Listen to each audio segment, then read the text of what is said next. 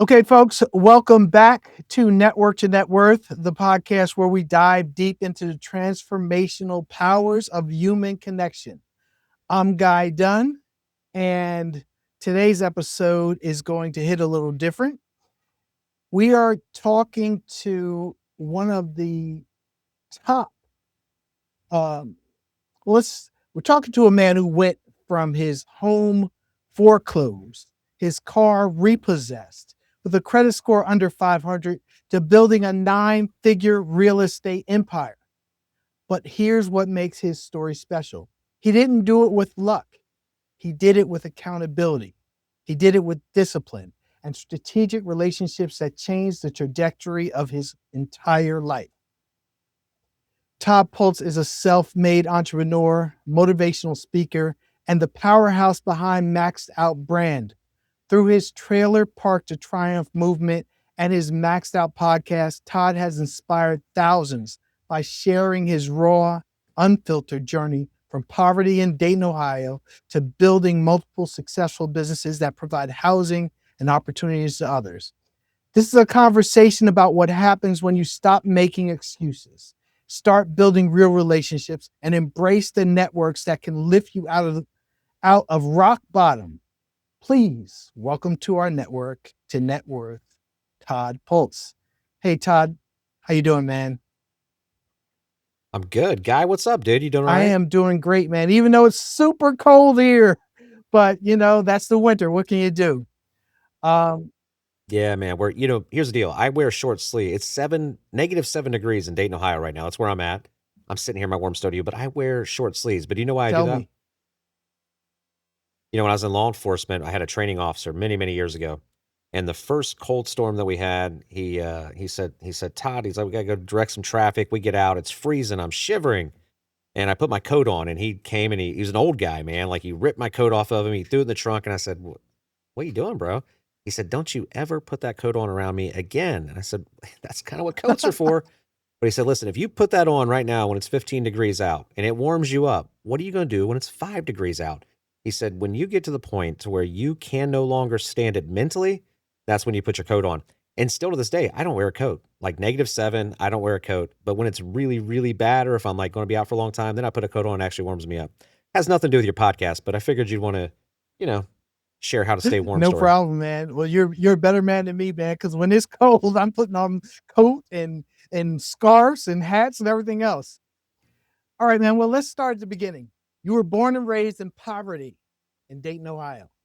Paint a picture for us. What was life growing up, and how did that environment shape your early understanding of money, success, and relationships?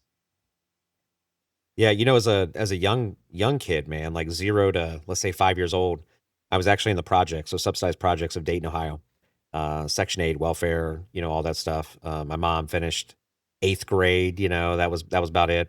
Her and my dad were not married, but they were together, but when we was about 5, she moved us to him and her both moved us to the trailer parks of Dayton, Ohio. It was a little crappy trailer park, man. Domestic violence, roaches, poverty, just surrounded by disappointment, bro. That was about 6 years old. A couple years later, we moved down to, I would say, a little bit nicer of a trailer park, right? And by nice, still wasn't great. But that was in Riverside, which is right on the border of Dayton, Ohio. And still there, man, as a kid, what I learned from the trailer park was this, and this is kind of like the trailer park story that I try to share with people. When you live in a trailer park, for me, it's all of the physical stuff, right? Like I was surrounded by the poverty. I was surrounded by, the individuals in the trailer park that didn't think there was opportunities for them outside of the trailer park. Our trailer park was surrounded by fences. And what trailer parks are designed to do is they're designed to keep you within those fences and tell you that that's where you Mm-mm. belong, right? You feel restricted. You feel held down. And on our trailer park, on one of the sides, right, like ice cream truck would come down the street all the time, and every once in a while, maybe my mom had like 75 cents or something for me to get an ice cream, and most of the time we couldn't afford it. But I'll tell you, as kids, we explored the trailer park, and when we got over to a field area where one of the fences was at, we found very early on that the warehouse that stored all of the ice cream for all the ice cream trucks was just on the other side of the trailer park. So we would sit there and just watch them and like, what do they do? And we found out that like every other Friday, they would open the back door about 4:30, and they would dump boxes and boxes of ice cream out. And we hopped the fence. We went, we got in the dumpster and we said, what is it? What was all the expired ice cream? So it became like this rhythm for us. We would wait for them to dump it out and we'd grab it and then we'd run it back to our freezers real quick, especially in the summertime, and we would be just like enamored with all this ice cream. What that taught me early on that I didn't realize at the time when I was a young man was, most of us in society, we spend so much time getting other people's leftovers that we never take time for our own wins, right?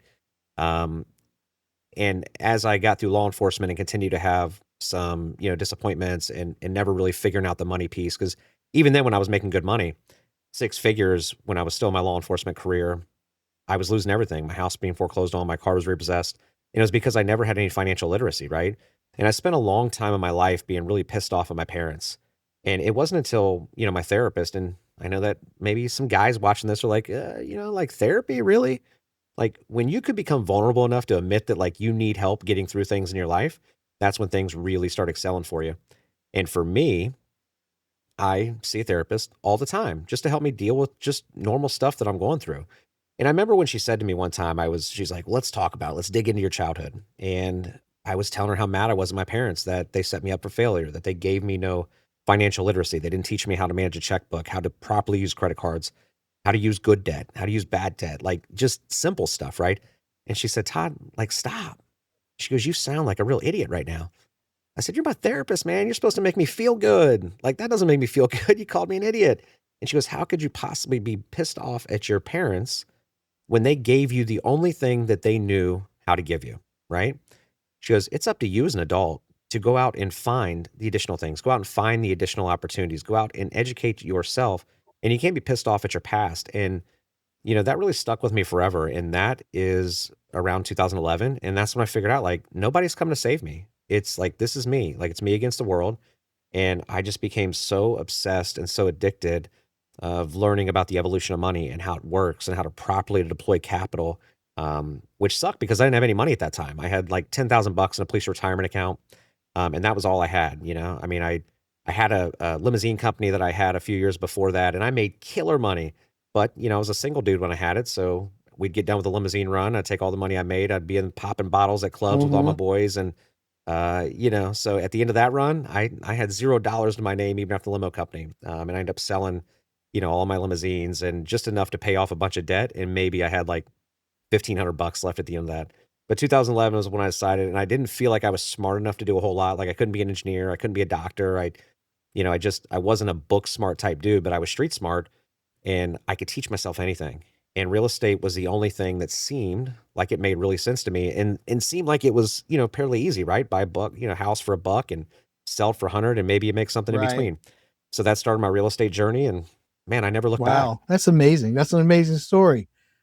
So, growing up in that environment, were there any people, teacher, coach, neighbor, someone in the community who saw something in you and gave you any advice to help you along the way? I mean, you said that you relied a lot on yourself, but were there any people who you who might have encouraged you somewhat? I could lie to you and say yes, but I No, no, won't. no. Yeah, I want the truth, Look, man.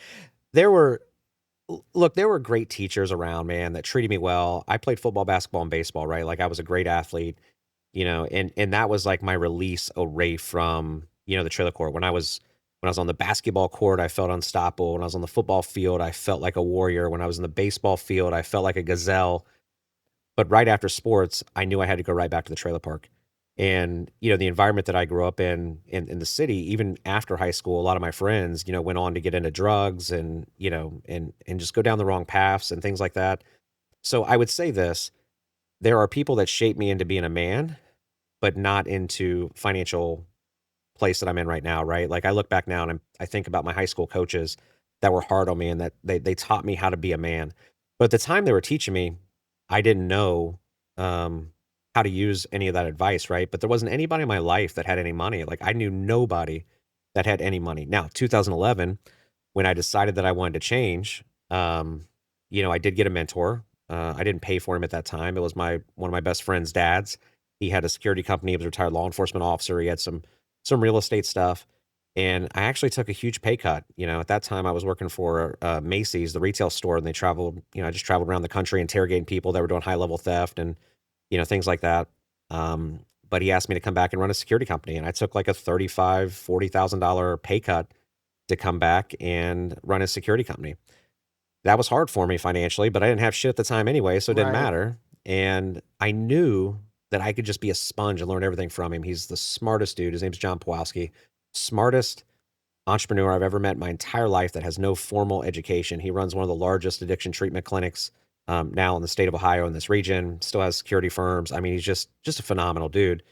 And working for him, I learned everything about the hustle, right? Like I watched every move that he made. I watched how he talked to people, even down to like networking in rooms. Like I just sucked everything up. And he was so great to me. He allowed me to explore my real estate stuff while I was working full time with him. He helped me along the way. He funded a couple deals for me. But the key to that, and the reason I tell that story is that so many people get caught up with thinking that they have to go hire a mentor or, and some people do, or that people should just give them something. People owe them something, right? Like I get hundreds of messages every day on social media from people, "Hey Todd, like how do I do what you do? How do I do this?" Well, my time ain't free, and I hate to sound like a jerk, but like I just don't have enough time in the day to help everybody. So yes, some people do have to pay for mentorship. But what I tell people, especially young people, is look for opportunities like the one that I took, right? Like, how can you give to somebody else more than what you expect in return?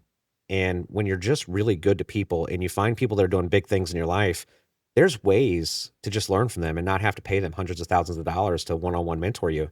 And that's what I did. I didn't realize how powerful it'd be at the time, but man, that was taking that huge pay cut, taking one step back before I could take the two steps forward. That was a huge moment in my life. I didn't realize it at the time, but that was probably the most important and pivotal decisions that I I ever could made. imagine. And what you don't know about me is I do teach people about networking because that's part of what I do with the books I've written on networking. And I'm actually writing a book called Networking for Students to teach students that you have to be able to take every opportunity of every relationship that you don't even realize you have. For instance, just like you said, you had a friend who had a father. I tell people that that's your network, your friends, their parents, their uncles, all these people that you are surrounded with have people as well. And if you tap into that Yeah. network and realize, you can go to somebody and say, listen, you go to your friend's father and say, hey, man, I'm thinking about getting into your business. Can you give me any advice? And then that can lead into an opportunity just like it did for you. So that's what it's all about. Well, that's it, man. And we're sitting here today, Guy, right? Like we're sitting here because we met in Mm-hmm. Nashville. And I don't know how you got there, whether you invested in yourself, whether you bought a ticket there. Like I don't know that story. It doesn't matter to me. But I will tell you that I was held back a lot in my life. Even when I started having really good success in real estate, you know, eh, I'll tell you the exact time. It was 2019 and I just had 38 units. It was like 13 buildings destroyed by a tornado that Wow. came through Dayton, which by the way, we don't get tornadoes in Dayton. Like Dayton is a valley. And it was like one of those rare situations that a tornado came through and hit the valley. And it only took out two neighborhoods in the entire city. One of them happened to be an entire street that I Oh, owned. So, I was rebuilding this, and as I was rebuilding it, I also didn't realize that that would be the gasoline for my fire because I was doing well. But then the tornado just boom destroyed my cash flow right away. Luckily, I had great insurance. And that was the second piece. Like the second building I bought for like $21,000 back in 2012. 2 days after we bought it with my mentor, it burned to the ground. Right, like it was vacant. It burned to the ground. We didn't have any insurance. We lost that money. So like I had some setbacks along the way. In 2019, this was a property I did under owner finance, zero money out of my own pocket. I had finally, after a couple years, got it completely renovated, rented out, going well. And literally 2 months after I was fully rented, the tornado came through. So I had great insurance. They allowed me to GC it. They wrote me a 1 point whatever $6 million check right on the spot to GC it. The economy was roaring. So I put all that money into a brokerage account. And then I just started taking lines of credit against my brokerage accounts. My principal was mm-hmm. staying the same. And during that time, the economy, like the interest that I was making on my principal, I was only using that to rehab it. And because I had 12 months rent loss on my insurance, I didn't have to spend my insurance. I think I only spent like 250,000 of my actual insurance because I was using all of the earnings, from my principal in that brokerage account.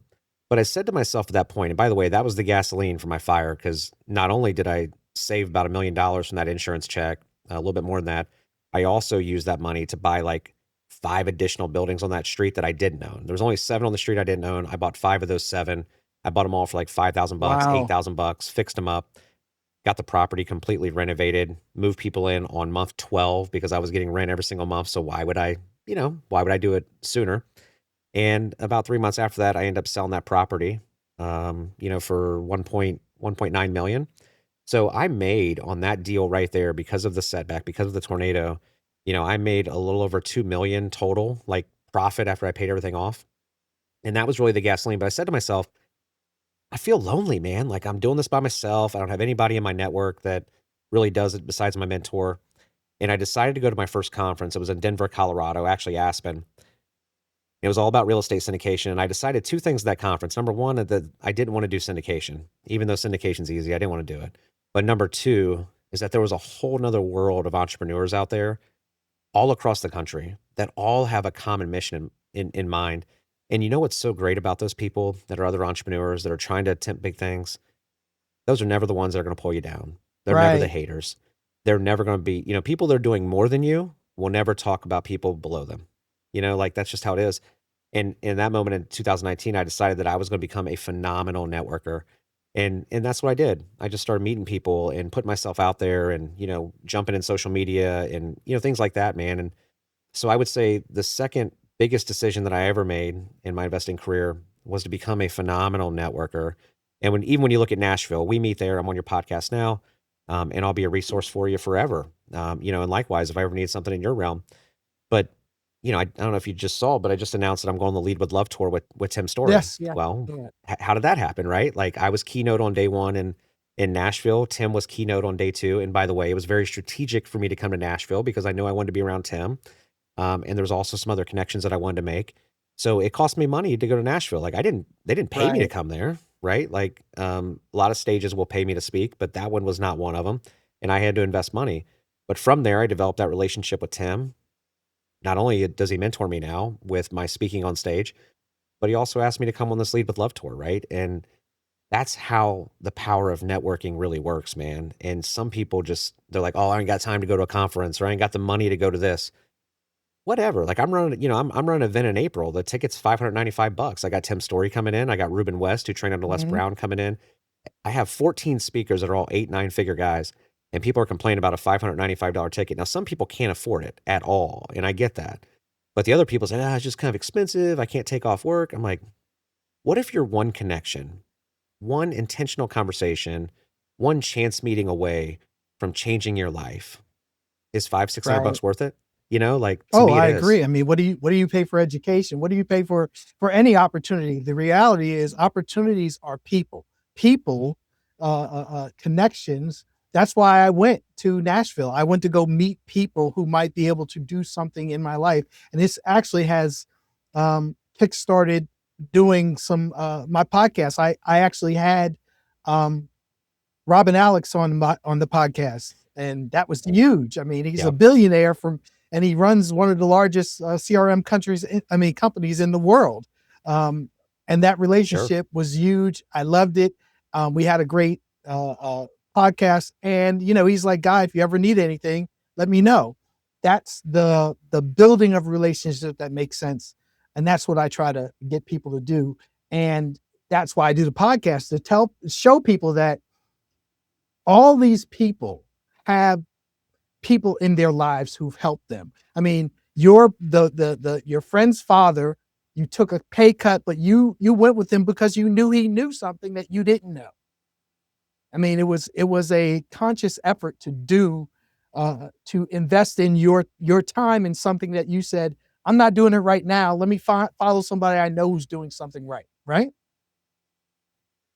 Yeah, that's it, man. Look, what young investors or people that want more in life, if they can take one tip and take action on it, it's this. Once you become intentional with everything that you do in life, right? And there's no just going by the seat of your pants and whatever, right? Like intentional with the way that you love your partner, intentional with the way that you love your kids and you treat your family, intentional with every interaction that you have outside of here, knowing that you never know when you're going to cross paths with that person again, intentional with every decision that you make business wise, every time you leave your office and you enter your office. When you become intentional, you also become accountable to yourself. Um, that is the game changer for people, right? And for me, like right now, one of the things that I've been doing for the last couple months is every single day I send 5 messages on social media to people that I've never talked to.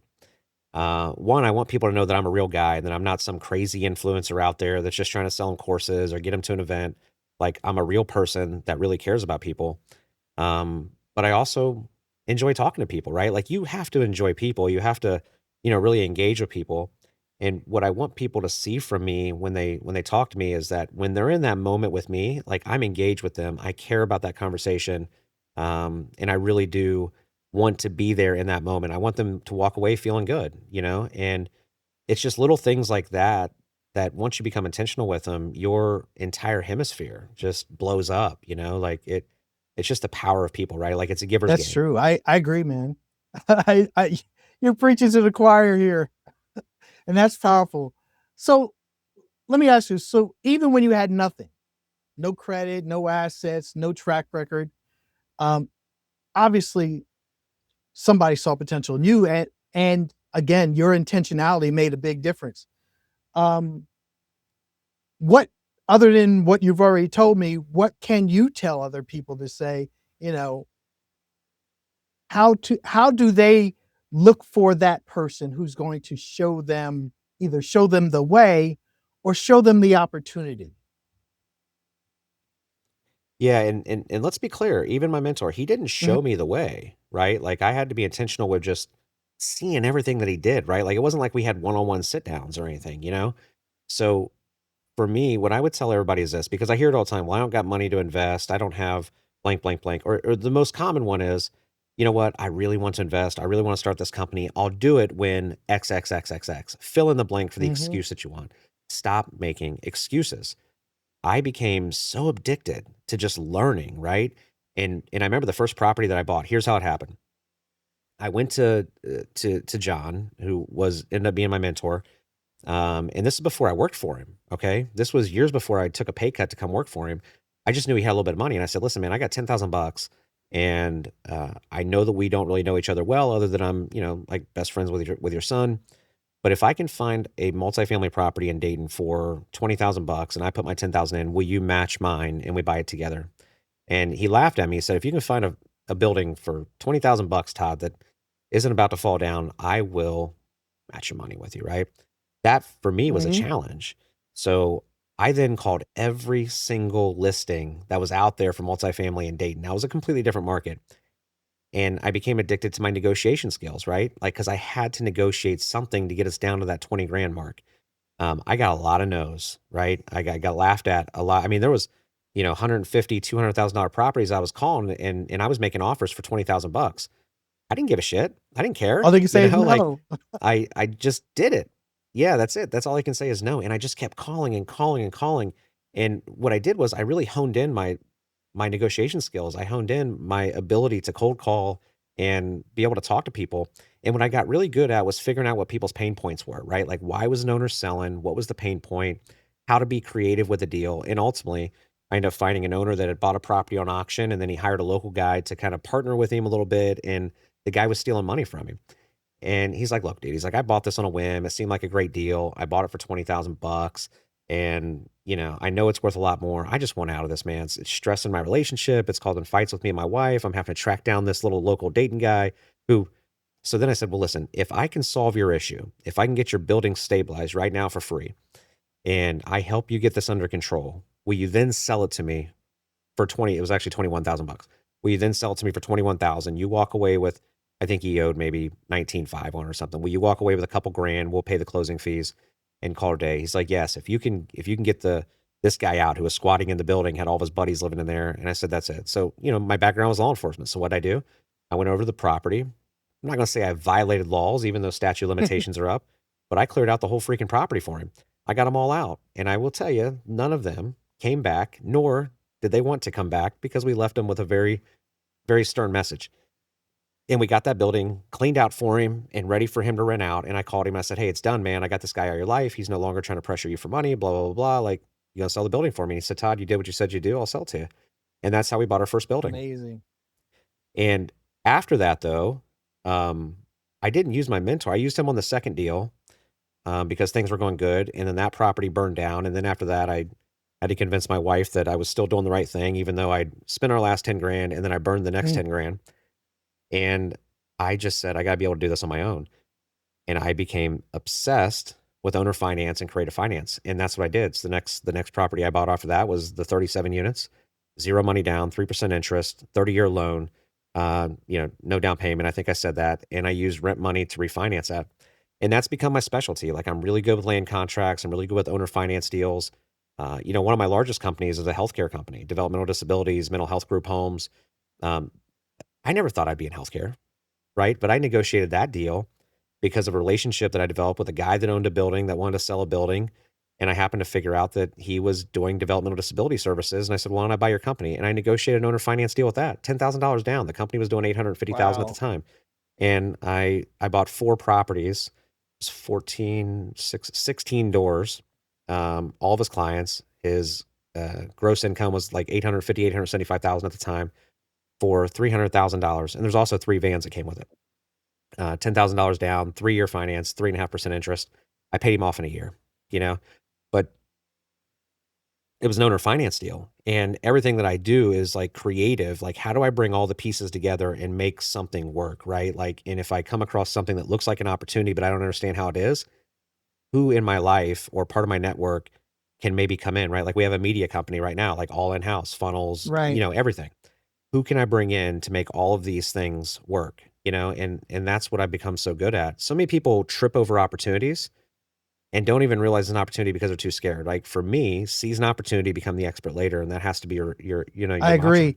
And one of the things from what you just said, the biggest thing that I picked up on is that you kept at it. You called everybody, every opportunity. I mean, you called every available property in the area because you said, I am going to do this because you challenged yourself because you were given the challenge to say, listen, the only way for me to get this extra $10,000 is find a $20,000 investment. And then, you're doubling your money, but you have the opportunity to do something that most people won't do, but you did something that most people won't do is you didn't stop until it happened. Yeah, look, whether your trailer park is physical or whether it's mental, they're all surrounded by fences. Fences are meant to keep you in, but the only time that fences can keep you in is if you allow them to do that. And that's what it's about. Like you put your eyes on something, you become relentless. You become I can't. I was up at 3:45 in the morning last night. Like I'm successful. I don't got to go to work every day if I don't want to, but I do. I'm here later than all my employees. I'm usually here before my employees. And it's because I love this and I'm addicted to what I'm doing. Like I'm addicted to, creating this lifestyle for my family and myself and other people around me. You have to become so obsessed with what you want your goal to be, right?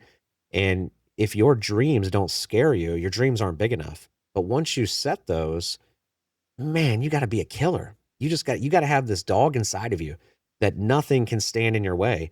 And too many people just don't have that, right? Like it's no different than sports. I still coach sports. I football, basketball, and baseball. And that's what I always tell, my boys that I coach.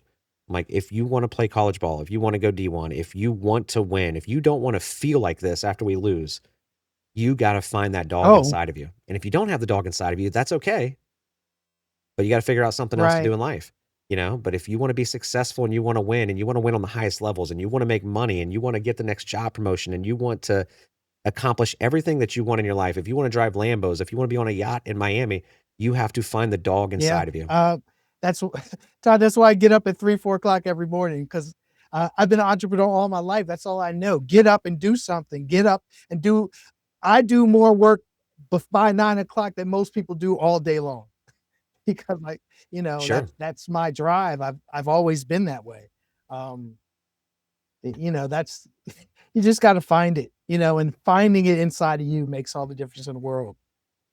Um, when you started rebuilding, you had to learn things you didn't know: financial literacy, real estate systems, building business operations.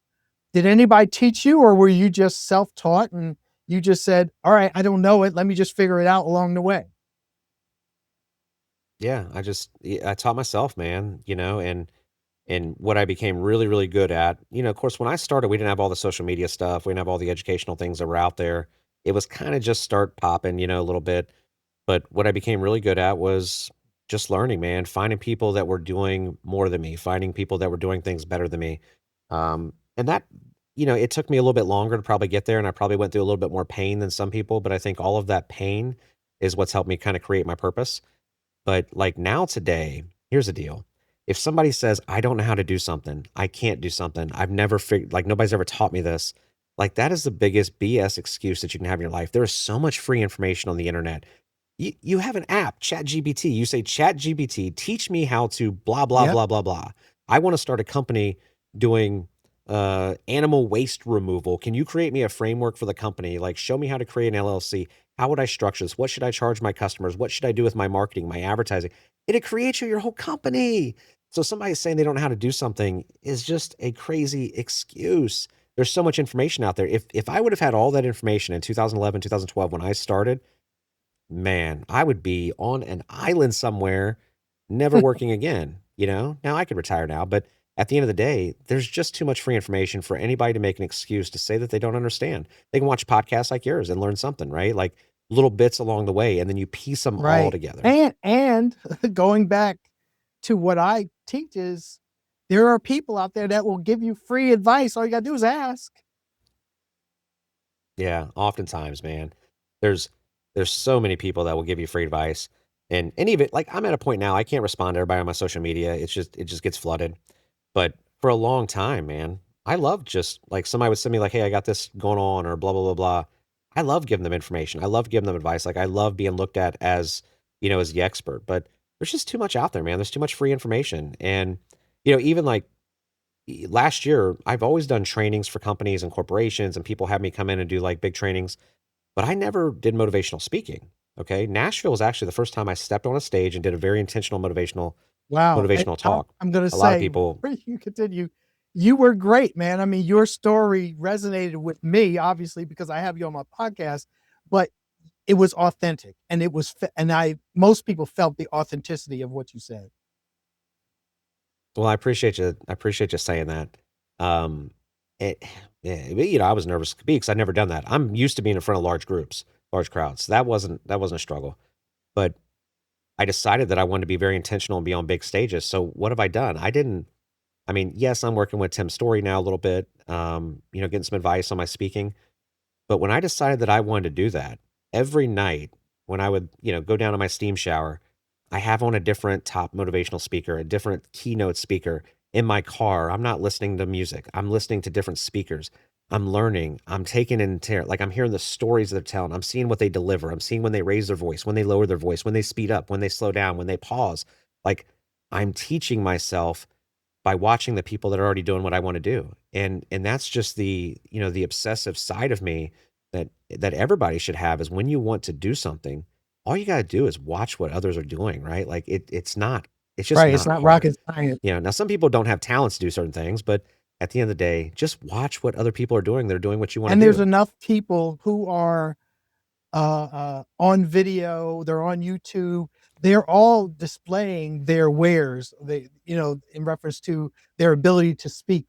And you can just mimic, learn from them, as you said. I mean, because it's like we're in a time in history where information is always available about anything at any time. 2 o'clock in the morning, 3 o'clock in the afternoon. When you wake up and can't go to sleep, you can get information about anything you want, and it's up to you to decide whether or not that makes sense for you, right? Yeah, man, completely agree. Completely agree. There is no room for any excuses anymore at all from anybody. Yeah, I agree, man. So, um, how do you obviously with your real estate, you've made relationships to find opportunities. How do you connect with people to make your business better? Yeah, I mean, for me, it's simple, man. It's I shared it with you a little bit earlier, like the little things, like sending messages on social media. Here's the one thing that I do, and I really believe in givers gain, and it's because I do care about people. And one of the things that makes me super happy is I love seeing other people win, man. Like I love it. And I think it's because I had so many people in my life that were naysayers and doubters and negative people, family members that I had to cut out of my life when I started having a little bit of success. Is like I want to be the cheerleader for everybody. So I'm very intentional on social media. When I see people that are in my circle, whether they're friends or connections, if I see them doing something cool, and I don't see everybody's feeds, like it's tough, right? But if I see them have a win, if I see them having success, I take the time to leave them a good message, right? Um, Even people that I come across, like I become really good friends with, like Matt Cox. He has Inside True Crime podcast. Millions of followers and very successful. He came into Dayton, did my podcast. We always talk. We become friends. Anytime I see something that I think that would resonate with him, I'll shoot him a message and I'll be like, bro, this reminded me of you or blank, blank, blank. I will watch his shows when I have a chance, even if I can't watch all of them. And I'll leave him a comment on his social media pages, whatever, like something positive. If I see a realtor in the area that has a closing and has zero comments on her social media page, I'll be the first to throw some confetti up there or a muscle or something, and just say, yo, man, like, great job. I do that every single day. And what ends up happening is like people notice that, Right. right? Now for me, I have a decent following on social media, so there's not really a lack of engagement for me. But I remember the feeling when I would post, and Cricket. nobody would like it or nobody would comment, right? Like I remember that feeling and I was like, I just hope one person leaves a comment. So if I can be that one person for somebody else, like great. Excellent. And, you know, even when I'm at restaurants, whoever the waiter is, who, if it's a table beside me, I start a conversation with them. Like I'm a really good conversation starter. I can talk to anybody. And I'm just very intentional about having those conversations, right? And just being there and being present in every single moment. And that's all you have to do when you want to network, right? Like if you become a studier of people, you can tell if your waiter's having a bad day. You Right. can tell if the person at Target is not having a great day.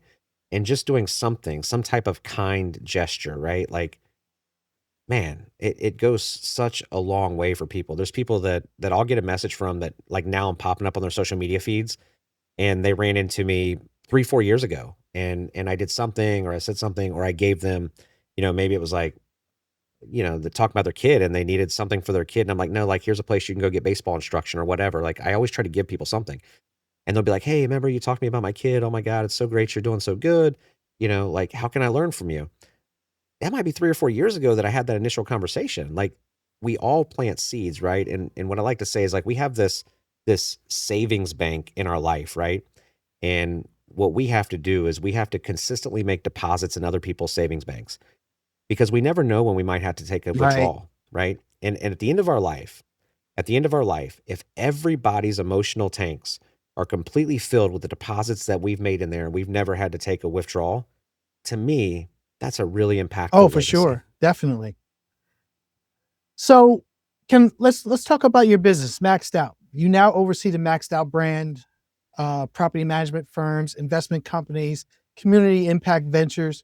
That's a network of businesses. How do you structure your team and partnerships to ensure that everyone's rowing in the same direction? Yeah, for sure. So here, the first thing is I don't have any partners in any of my businesses other than my Okay. wife. I'm very, very, I've built everything by myself and I'm very intentional about owning everything. I'm a little bit of a control freak. So, sometimes that's good, sometimes that's bad. But what I really designed the portfolio companies is like, how can we properly vertically integrate all of our businesses, right? So it started with real estate. That was the vehicle. That led into being a realtor, that led into having a brokerage and property management, which, all of those kind of feed each other. And that kind of got my mind. I'm like, what if I just start creating every company and they all feed off of one another? So I first started with like my property management. I said, okay, what's our biggest expenses? Well, two things: landscaping, drains. So why am I paying a third party landscaper, right? Like, why don't I start my own landscaping company? And not only can they provide services for me for cheaper, but then they can do other people's stuff, blah, blah, blah. Construction. Why am I paying all these contractors? Why don't I create my own construction company and, do that? And that's kind of how it started. And then from there, again, like everything in my life, I became addicted to vertically integrating all my businesses, right? So then I went into, car washes. We started building tunnel car washes. I got, quite a few out in Virginia. And then from there, I moved into healthcare. And the agency service provider company that I ended up buying, um, the one thing that they lacked was unlimited housing. So they could go get clients, but then all these clients in the area, they would go into their homes, provide them services that have some type of disability. And I said, well, what if we can just control all that? Mm. Right. So we figured out a way to provide the real estate and also provide the services. So not only does one of my companies get rent, but then my other company, which my wife is the CEO of that company, goes in and provides the services, and then we get Medicaid funds. Guy, excuse me Sure. one sec. So everything kind of goes like that, right? And it's like our media company that we started. The media company is fueled by all of my other ventures. But then we're also able to sell those services to other people, right? Like all my educational stuff. Everything works in, really smooth operation with one another. I keep all the teams kind of separate, Mhm. if you will. But the one thing that's very powerful is I do have a chief of staff who Right, you Vanessa. talk to, who handles my scheduling, and she gets me all the high level stuff, right? So like she works with a top person, like whether my director of whatever company it is, she gets me all the high level stuff. She comes back to me. If I need things done, I don't have to go to team to team to team to team. I have that person that kind of coordinates those conversations, coordinates my tasks, sees my vision and makes sure my vision is there, but then also raises the red flag if something's going off in my company. When you get to a certain point in your businesses, right? Like, and I would say for a lot of people, it's probably if they hit seven figures, which if you hit seven figures, great. But the hardest place to get beyond is 1 million and 5 million. Once you get beyond 1 million and 5 million, it's all about systems and Right. processes. And for me, the way that I'm set up is I have reports or automations that their only job is to pick out red flags, right? Like look at payroll compared to income, look at, projects, expenses, like they look at all the little things.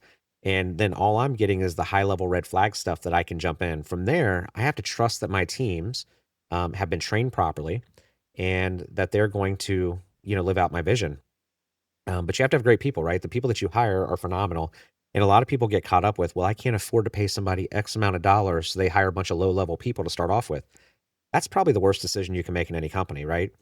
Your most important hire is usually going to be that first hire. And that's going to be your high level person that ultimately can become either your CEO or your director of operations or whatever if you're going to scale.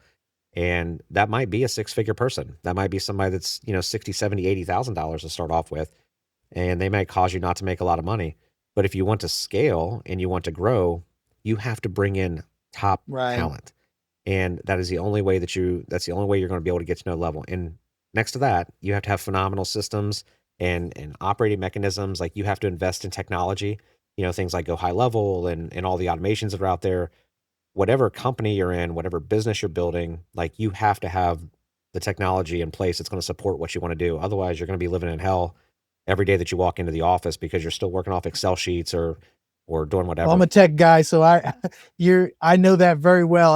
I've been in tech. I've owned IT franchises, and I understand the technology and making sure that your technology works for you and not you're working for, to make it work. You know what I mean? Yeah, for Um, sure. Through your Max Out podcast and your speaking engagements, you're connected with CEOs and entrepreneurs and everyday dreamers.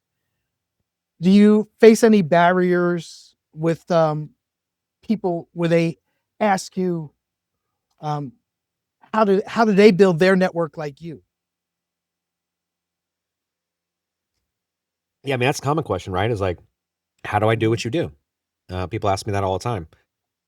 And I think the hardest part is the people that say, how do I do what you do? Or Todd, teach me to do what you do. That's usually that's usually the first wrong question that they ask you because I don't want to teach people to do what I do. I don't want to teach people how I did exactly what I did. I want to create a blueprint for them that they're going to be able to have success with because how I accomplish things might not be the exact route for somebody else. And by the way, when I started off, I had a much tougher Mhm. road. I made a lot of mistakes. So when I teach people, I want to teach them the way that they should be doing it now, not necessarily how I did it. But here's the biggest barrier for CEOs and leaders, right? And I even see this with my live event I'm running right now. Like I know, for example, there's a roofing guy. He does six figures, like he's a successful roofing company. But I sent it to this mastermind that we're having in April, which is packed with eight, nine figure guys and gals that are going to be talking on stage. We're all going to be laying out the blueprint. And I said, "Hey man, you should be in this event. This is like the type of event that was designed for entrepreneurs like you." He's like, "Nah, I'm doing really well in business, man. I don't really think that I could learn anything from that room." That leads me to what I think the common barrier is. Arrogance and pride, especially for guys, is a thing that holds people down forever, right? And even somebody that's doing like $1 million, that's not that much money Mhm. right now.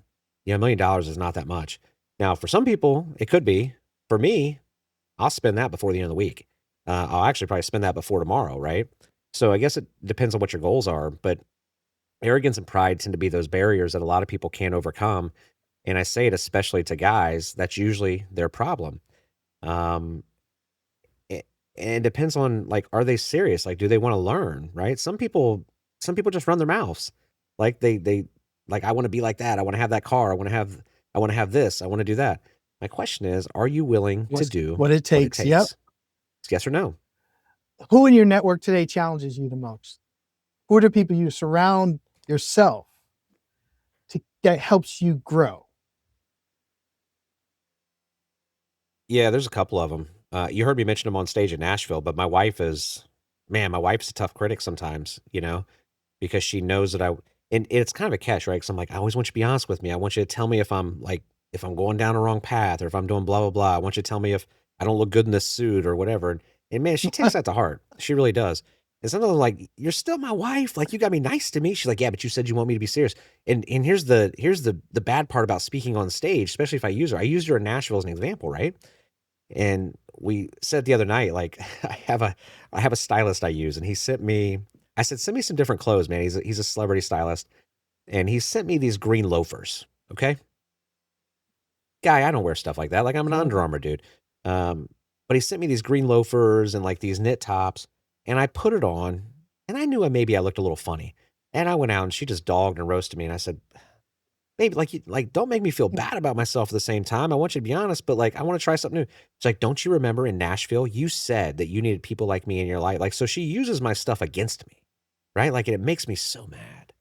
But besides my wife, I have some incredible people in my life. Um, I would say, uh, Miles, who handles all my video and all that stuff. Like, we have a very honest and open relationship when it comes to like what we're doing social media wise or whatever. And it's a great connection. He's a black guy. I'm a white guy. He's a young guy. I'm an older guy. And like, so we can bounce things back and forth, right? Like, how does this sound? How does this not sound? Because we try to be we're not like dramatic with our stuff. Like, I'm not putting out a bunch of hook stuff to get people, to follow our things. So that's a great relationship that I really appreciate. And next to that, I'll tell you this, Donnell Rawlings, famous comedian. He's one of my best friends. Man, he really, really, really helps me because he is just ruthless and raw and honest, and we do the same thing, and we complement each other so well because he's been a famous comedian for many years on huge Mhm. stages, right? And that's his thing. He's a performer, and he can perform at any time.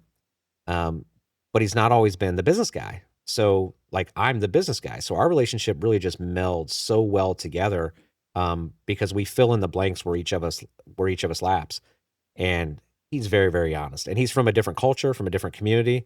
And I'll put something up, and I won't mention any politics, but I'll put something up. He'd be like, "Yo, bro, like you look like blah blah blah blah." He's like, "You shouldn't post that." And then I'll send him something. I'll be like, "Why did you post that? Like that joke was horrible, bro. You're gonna make all my white friends mad." And like we have that like really unique relationship where we're so honest and open with each other that we help each other be better. And I have so many people like that in my life. I can't name them all, but those are a couple of the main ones that I appreciate those relationships more than Yeah, they and know. we need those relationships, man, because we have to be kept honest, right? All Hmm. right, Todd, you built a nine-figure empire largely through relationships, strategic networking, but also it's more your grit that made all that happen. But if you had to distill your philosophy down to a few core principles, whether it has to do with networking or more so with, being more in tune with yourself, what would that be? Yeah, that's a good question, man. Look, always give more than you get.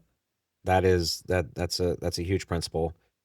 Be present in every single moment and be intentional with everything that you do. Those are very, very basic principles. But if you can be an expert in those three things every single day, and then you couple that with just being good to people, great things will happen in your life. The business part you can learn. You can learn how to start any company that you want. You can learn all that. But if you learn those three things and become really, really great, and then just, man, give and be so good to people, amazing things will happen in your life. That's great. You talked about becoming a master communicator as a part of unleashing your inner drive. Communication is the currency of networking. So how did you develop those Mhm. skills, and was it all you? Was there anybody who you kind of mimicked to help you get to where you are in reference to your skills with communicating? Yeah, and look, and I still work on it today, right? When I'm around people that are really, really good at networking and talking to people, like I pick up little things from them. But there's great books out there, right? Like there's so many books out there that talk to you about networking, and Maxwell has some books out there, Carnegie has some books out there. The power of networking. What's your favorite book? Have you read any books about networking? Uh, there's a bunch of them. I mean, most of what I've read, I've done a lot of reading about business success, because I've been an entrepreneur all my Gotcha. life. Um, I used to listen just like you do when I'm talking about the late 80s, early 90s. I used to drive a hour and a half drive to work from Central Jersey to Philadelphia when I started a company. And that ride was always audio tapes. Back then, they were the Yes. CDs. And back then, I was into real estate. I was into um, all the kinds of business things that you can imagine. Any of those tapes, I did tons of them because I spent that hour and a half ride. I said, I'm not going to listen to music. I'm going to listen to tapes. And that was my life, man. That's it, man. Check. Oh, I can't even remember all of them because it was like so prevalent in my life. I was trying to find the exact name of the one book, and I can never remember it, but there's a couple books that I love. One of which is all about networking, right? But how to win friends Yep. and influence people, Yep. by Dale Carnegie. I mentioned that a second ago. That book is so great. Now I don't read books. I listen to them on audio because I've never read a book actually, but that book is great for people, and there's so many gold nuggets that are in that book. But I'll tell you another book that I didn't read it because of business. I read it because a period of my life where my wife and I were struggling in our relationship. But most people have heard it, most people have seen it, but the five love languages. And No, have I you have ever read not. that? Never. All right, so five love languages. You should actually, my therapist made me read it, when me and my wife were struggling a little bit years ago. And when I read it, man, it was all about love and your partner and like the different love languages that you have with your significant other. But what I found was if you just tweak some of the teachings that are in that book and turn them into when you engage with other people in business or in networking groups, all of those love languages are so important, even in business, right? Like, um, i- i- read it and you'll see exactly what I'm talking about. And I would suggest all your readers read it, maybe to help them in the relationship if they got one, but it can also help you in your business, right? Like, some people want, some people, their love language is just, feeling that respect and somebody saying thank you and blah, blah, blah. Some people, their love language is gifts. Um, some people is acts of kindness. Like there's the five love languages that are supposed to help your relationship. But if you take those, for example, what I found with networking is I like to always start off by genuinely complimenting somebody, right? So sometimes you can't do that if you don't know the person and there's like nothing going on, but are they wearing a nice jacket? Are they wearing great shoes? Like, does their hair look great? Do their eyes look phenomenal? Now, in this day and age, if it's a male talking to a female or Gotta vice be versa, you got careful. to be Yes. careful with how you relay those. But at the end of the day, starting off a conversation with somebody you've never met by Compliment. some Yep. type of compliment like that goes a long way. But if I'm going to something very important, right? Like I will research people, that I'm going to meet with, like I'll figure out something.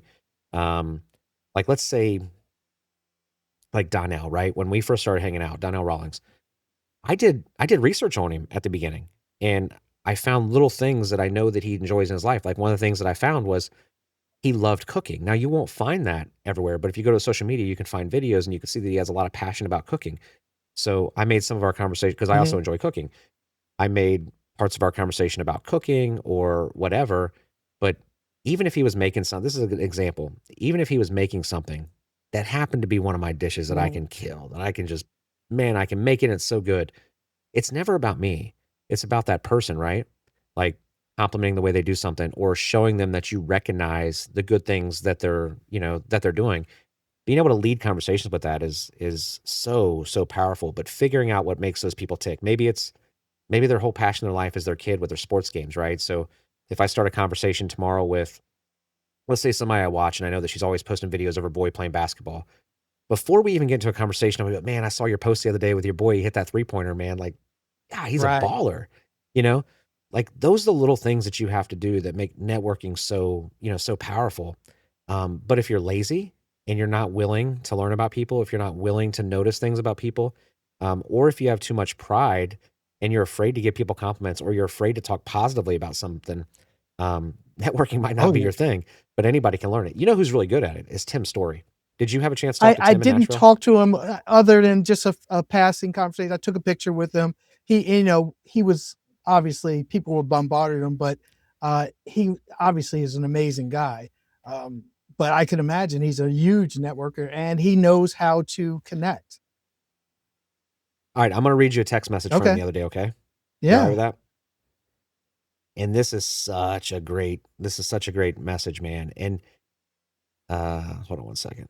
Okay, I can't tell you the context of it because it's something we haven't Mhm. released yet, but I had an idea for his Lead with Love thing that we're doing together, and he responded back to me right after he took it to his team. Let me see how I can change this, okay? All right, hear this. He said, I think it's a great idea of yours to bring blank. Let's make this happen. Keep being how creative that you are. You bring so much value to this conversation, right? Now, that sounds simple, but how did he start that off with? He said, the team loves your great idea. Most people would say, hey, man, the team's good with that. Like, let's move forward with it. But he was intentional. He said, the team loves your great idea. And then he ends it with, keep being creative. You're important to this conversation. So he starts with something like super Mhm. great. And then he ends with something that's also great, right? And while that seems simple, when I read that message, I said, man, that's why he's so good. That's why he sucks you in, like, and you want to be Words are around him. important. And some people are not Yeah, intentional with it, words are important. And being intentional about the words that you say is very, very important. And it makes people feel just like you made you feel amazing, right? Yep, for All right. sure. So For sure. And people just need to spend time doing it. That's it. and we're going to wind down, but let me ask you, what's next for you and the Maxed Out brand? Obviously, you're doing the speaking. So, what are you building now? And what are you most excited about? Well, I mean, a couple things. I mean, 2026 for me is, man, I'm packed with speaking gigs. I'm all across the country. I'm in Dallas, Omaha, Miami, Atlanta, San Diego, Nashville, New York, Dallas, Texas, Kansas City, Philadelphia, Tyson's Corner. So I'm on the road. I'm in Vegas here in a couple weeks. I'm all over speaking, which that's kind of what I wanted to do in 2026. But this year's all about education, man. Like how much now look, I got to make money. I can't do everything Hmm. for free, okay? But like this year is all about how can I provide a really great product for people that want to have success, that I can, have a profitable company with education and speaking and still just give so much value. And one of the things that irritates the heck out of me is when I see influencers out there that have these crazy social media followings that are teaching, let's say real estate. They're teaching real estate. And I know that they own maybe two properties. Okay. And it just drives me nuts. Like I had a guy help buy a duplex one time, and then 3 months later, he came out with this educational course on the blueprint for real estate. I'm like, you have a duplex, right? You can't teach people how to do this. So I've held off for many years, but for the last year, we've been working on Maxed Out University. Um, it's not live yet, but it's maxedout.com. You can get there to it. And it's an entire university, man, that has every piece of real estate in there. And I've spent so much time, like literally, it's a blueprint for real estate, exactly how I built my real estate empire. Everything from creative finance to subject to scripts for talking to sellers to driving for dollars to like anything you can imagine in real estate is in this university course. And we have anywhere from one-off videos that are maybe $17 that's all about just how do you create a finance. Or if you want a flip calculator, or if you want a calculator to be able to run your numbers and do your due diligence on a multifamily property. Like we have like lots of little stuff like that are $17, $27. We have an entire blueprint that's out there that people can buy for, I think it's like, $2,300 or something, but that's an entire Right. blueprint of how I've built my real estate with courses and quizzes and, templates and everything. Like we've put so much time into this, and my computer guy is so amazing. He's done that, but we also, I think this Friday we're dropping our healthcare funnel. My team in Vegas has been working on that. So, uh, man, we're going to be the trailblazer. And you can check me on this. There is nobody right now on the internet teaching people how to start a Medicaid funded company in Wow. healthcare. Nobody's doing it, and specifically in the mental health, developmental disability space. And we're getting ready to drop that launch. So we have two options under that we're getting ready to drop at the end of this week. One is a 12-month white glove concierge incubator course where it's a high ticket offer. It's not cheap, but me and my team, and specifically me, like once a week, we're going to be on a call. We're going to help them, get ready for filling their applications out for their first Medicaid funded company. We're going to help them, through all the regulations. We're going to help them develop their policies. We're going to help them start within that 12 months and be certified as long as they do what they're supposed to do. Start their first Medicaid funded company, which is worth million. I've done millions and millions and millions in healthcare. So that's a 12-month done with you incubator. And then we also have kind of like a self-guided one that's a little bit cheaper that just has like a monthly call where we help people along. But we're excited about that, man. Like all the speaking, all this education, and it's like stuff that can really impact lives and change people's, outcome for the future. And that's what has me super excited right now, Excellent. man. Excellent. All right. Well, if someone listening wants to connect with you, learn from you, get involved with what you're building, what's the best way for them to reach and be a part of your network? Yeah, man. First, follow me on social Okay. media. Follow me on all my social media handles are Todd Pultz. I also have a website. It's called toddpultz.com. Just my name, my first lab.com. You can find my books. You can find my social media handles on there, speaking engagements, whatever else. So those two are the easiest ones to go Gotcha. to. Well, Todd, this has been incredible. Your story is proof that your starting point doesn't define your finish line, and that the right relationships at the right time can literally change anything and everything in your life. Thank you for being so transparent, so real, and for sharing your journey with network to the net. Thank you for sharing your journey with the network to net worth community. Guy, two questions for you. One, why haven't you bought your tickets to my event in April? Haven't had a chance to. I've been so super busy, but I will. I promise. All right. Yeah, you need to get here. It's gonna be dope. And number two, man, you're doing a really great job with this podcast, and I can tell you have so much heart in this, and you really want to give back to the people that watch you, man. So keep your grind up. Your questions were great. Obviously, you're very intentional with what you're doing, and I love being a part of it. So anything I can do for you in the I future, just let me appreciate know. that, man. And absolutely, folks, if Todd's story resonates with you, make sure you check out the Maxed Out podcast. Follow him on social media and connect with the Trailer Park to Triumph movement. Links will be in the show. I'll send you guys links for that. Um, all right, folks, that's a wrap for this episode, Network to Net Worth. I'm Guy Dunn. Remember, networking is a lot like seeing someone interesting across the room. If you don't introduce yourself, you've already said no to the possibility. Don't close the door on your own opportunities. Go out there, make that connection, take ownership of your future. Subscribe to my podcast, leave us a review, and tune in next time for another powerful story of how networking transforms lives from nowhere to everywhere. Until next time, this is Guy Dunn saying, build your network, build your net worth. Love you, folks. Take it easy. Bye.